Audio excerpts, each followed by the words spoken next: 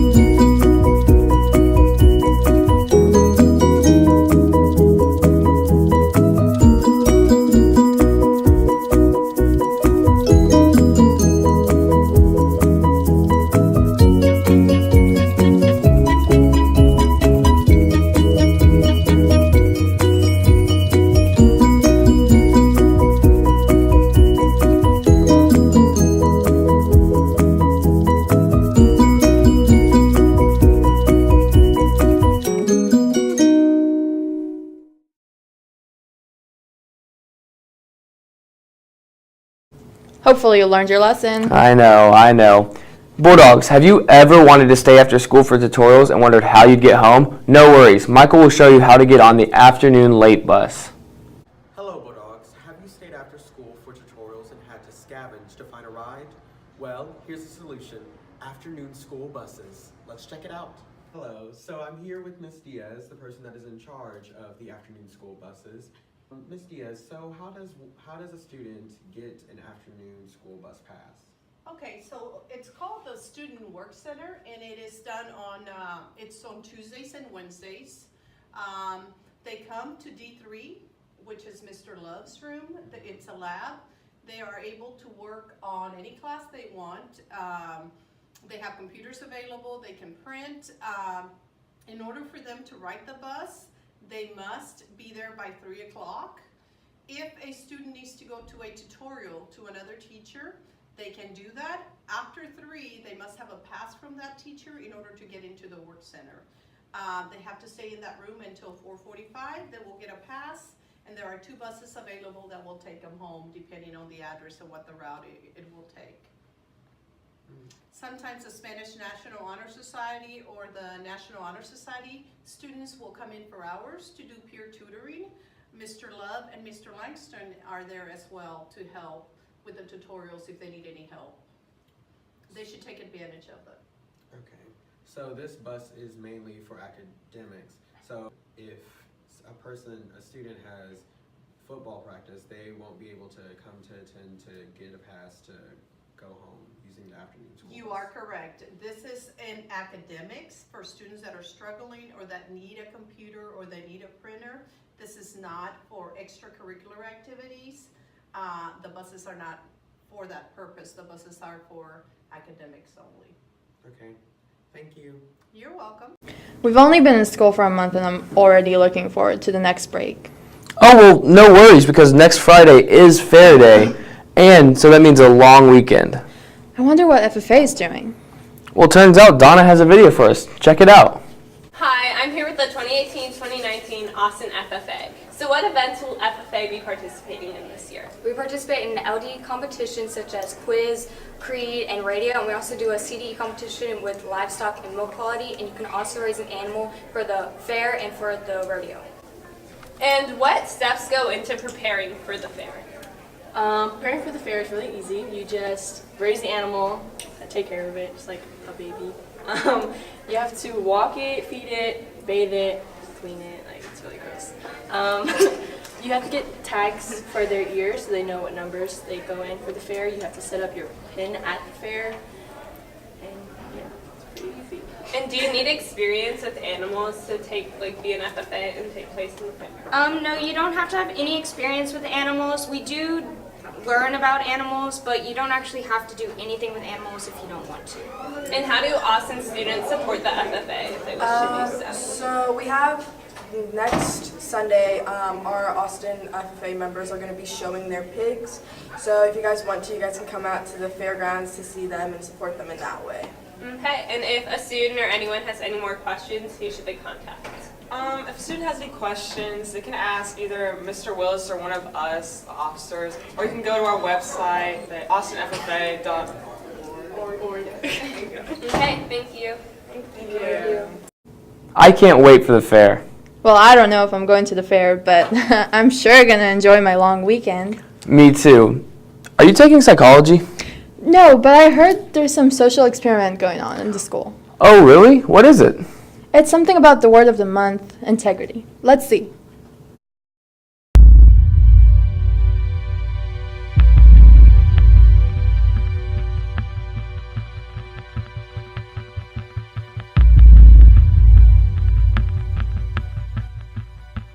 Hi, I'm Amna, and today I'll be walking the halls of Austin High School in fall to see how people will react. Will they help or not?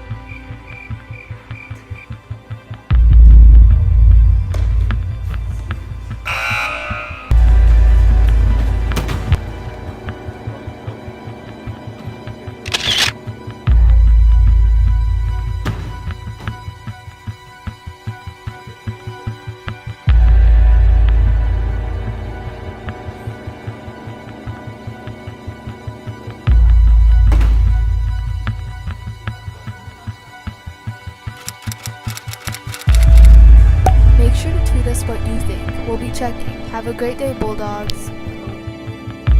Dang, our Bulldogs definitely showed integrity. Remember our freshman year we had so many people on the football team? I wonder what happened. I'm not sure. But Dorian and Zarek talked to some people to try and figure it out. The awareness of risk-taking and playing football is at an all-time high in today's society. From movies to entire books based on the studies of football concussions, people are even more worried about safety now than ever. But how has that affected Austin?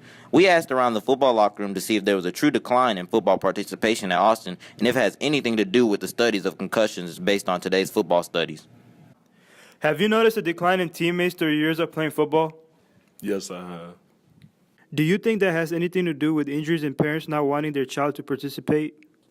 I think most of it comes from parents being scared of their kids getting hurt, but also some of it comes from kids just outgrowing football.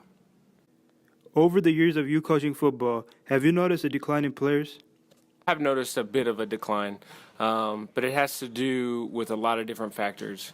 It has to do with kids believing that they should only be a one-sport athlete, hearing their AAU coaches or their select baseball coaches tell them that they should only be doing one sport, which is furthest from what they should be doing. They should be participating in all sports. We encourage all of our football players to be participants in other sports so that they're constantly in a state of competition, because if you're not competing, you're not getting better.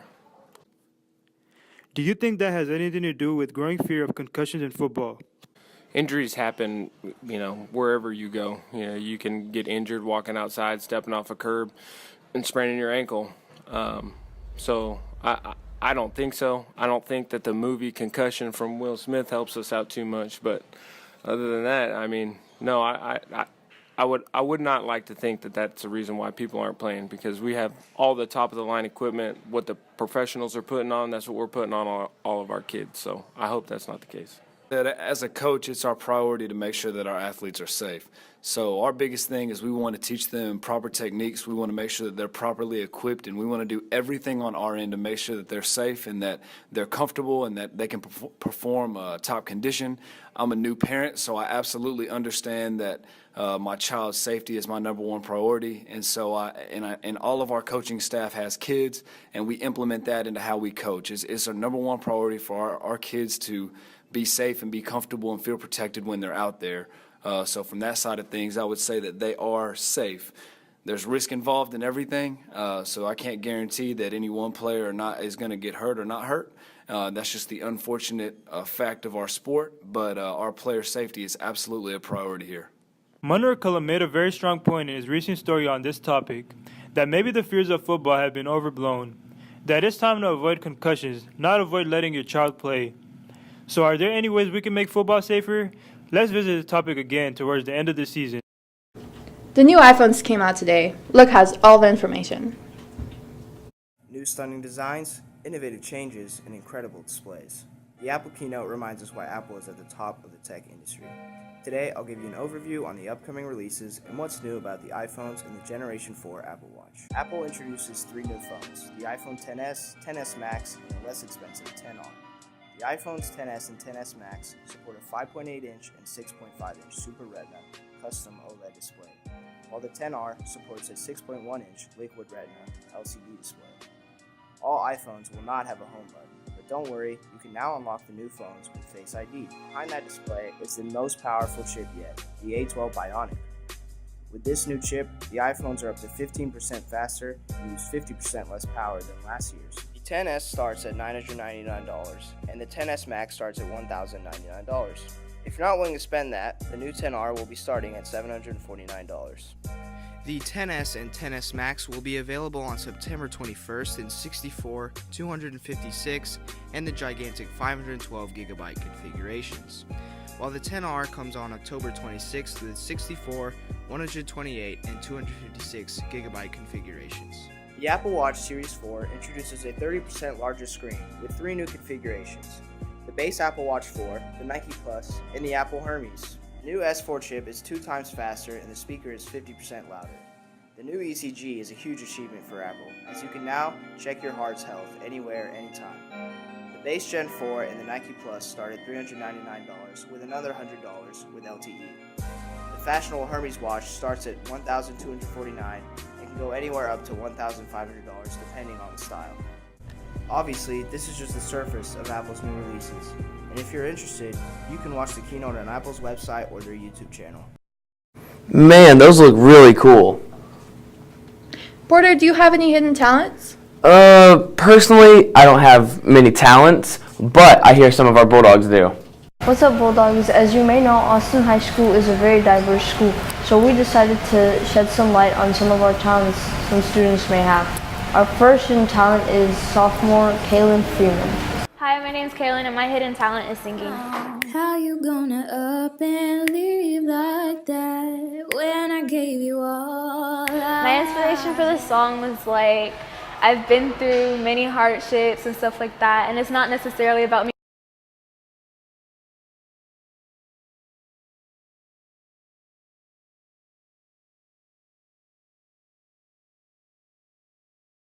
Getting my heart broken by a boy, but you know, like trying so hard, but then you're failing, and then putting your all into someone.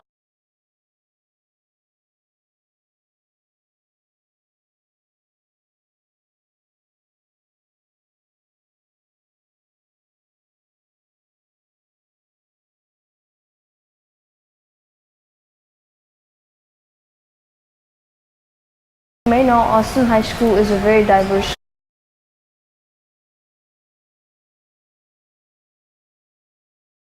school, so we decided to shed some light on some of our talents some students may have.